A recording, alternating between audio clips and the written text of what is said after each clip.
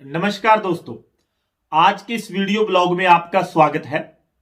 आप सब जानते हैं कि किसान आंदोलन से कथित तौर पर जुड़ी एक टूलकिट का मामला आजकल चर्चा में है, जिसकी दिल्ली पुलिस जांच कर रही है।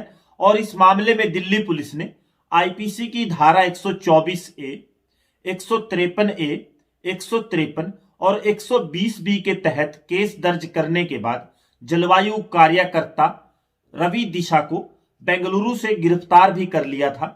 टूलकिट शब्द या ये मामला उस समय सुर्खियों में आया जब स्वीडन की एक जानी मानी पर्यावरण कार्यकर्ता ग्रेटा थनबर्ग ने एक टूलकिट ट्विटर पर शेयर करते हुए लिखा था कि अगर आप किसानों की मदद करना चाहते हैं तो आप इस टूलकिट या कहें इस दस्तावेज की मदद ले सकते हैं। अब अहम सवाल जो पैदा होता है वो ये है कि आखिरकार ये टूलकिट है क्या ये टूलकिट होती है। आप सब जानते हैं कि भारतीय मीडिया ने टूलकिट शब्द को खूब प्रचारित किया और ये टूलकिट मामला, जिसे दिल्ली पुलिस विदेशी साजिश बता रही है, जिस पर भारत के न केवल विदेश मंत्रालय बल्कि अनेक बड़ी हस्तियों ने भी जवाब दिया, क्या वास्तव में इतना गंभीर है जितना इसको बताया जा रहा है, जितना इसका प्रचार किया जा रहा है, जैसे टूलकिट कोई दस्तावेज न होकर कोई हथियारों का जखीरा जो भारत में भेजा गया हो, भारत की सरकार को अपदस्थ करने के लिए, भारत की संप्रभुता को चुनौती देने के लिए। टूलकिट आखिरकार होता क्या है, ये टूलकिट है क्या? टूलकिट किसी भी आंदोलन को गति देने के लिए तैयार एक तरह की सोशल मीडिया की स्ट्रेटजी या कहें रणनीति होती है।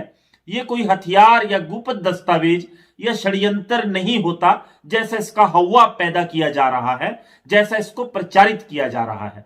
आंदोलन से जुड़े लोग या उसके समर्थक कुछ एक्शन पॉइंट्स या कुछ एक्शन प्लान तैयार करते हैं, यानी कुछ ऐसी चीजें प्लान करते हैं जो आंदोलन को आगे बढ़ाने के लिए जरूरी हो, मददगार हो, और जिस दस्तावेज, जिस डॉक्यूमेंट में इन एक्शन प्लान्स को दर्ज किया जाता है, इन एक्शन पॉइंट्स को लिखा जाता है, तैयार किया जाता है, इनका सिलसिलेवार ब्यौरा जिस दस्तावेज में दिया जाता है, उस दस्तावेज को टूलकिट कहते हैं। टूलकिट में वैसे तो सोशल मीडिया से संबंधित रणनीति शामिल होती है, लेकिन कई बार सोशल मीडिया की रणनीति के अलावा भौतिक रूप से सामूहिक प्रदर्शन करने की जानकारी भी इसमें दी जाती है।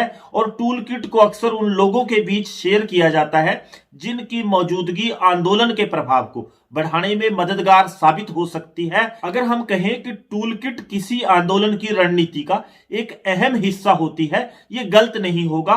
टूलकिट को आप पुराने समय में जो दीवारों पर पोस्टर लगाए जाते थे उनका आधुनिक रूप कह सकते हैं, जिनका इस्तेमाल वर्षों पहले आंदोलन करने वाले लोग अपील या आह्वान करने के लिए करते थे। टूलकिट या कहें इस दस्तावेज का मुख्य मकसद या मुख्य उद्देश्य और लक्ष्य आंदोलन में समन्वय स्थापित करना, आंदोलन के समर्थकों को एकजुट करना और उनको मोबिलाइज करना इसका लक्ष्य होता है। टूलकिट में आमतौर पर यह बताया जाता है कि लोग क्या लिख सकते हैं, कौन से हैशटैग का इस्तेमाल कर सकते हैं और किस वक्त से किस वक्त के बीच ट्वीट या पोस्ट करने से फायदा होता है और किन्हें ट्वीट या फेसबुक पोस्ट में शामिल करने से फायदा होता है। ये कोई बड़ी या लुकी छिपी बात नहीं, आप आसानी से समझ सकते हैं कि एक ही वक्त पर लोगों के एक्शन से किसी आंदोलन या अभियान की मौजूदगी दर्ज होती है, यानी कि सोशल मीडिया के ट्रेंड्स में, और फिर उनके जरिए लोगों की नजर में आने के लिए इस तरह की रणनीति बनाई जाती है। आंदोलनकारी ही नहीं बल्कि तमाम राजनीतिक पार्टियां, बड़ी कंपनियां और अन्य सामाजिक समूह या कई बार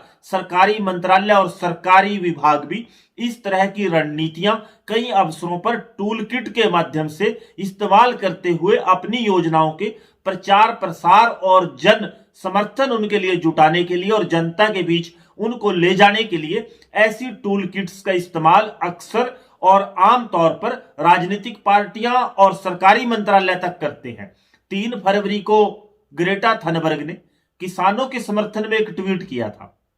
उस दिन एक अन्य ट्वीट में ग्रेटा ने एक टूलकिट भी शेयर की थी और लोगों से किसानों की मदद करने की अपील की थी, मगर बाद में उन्होंने वो ट्वीट डिलीट कर दिया और बताया कि जो टूल किट उन्होंने शेयर की थी वो पुरानी थी।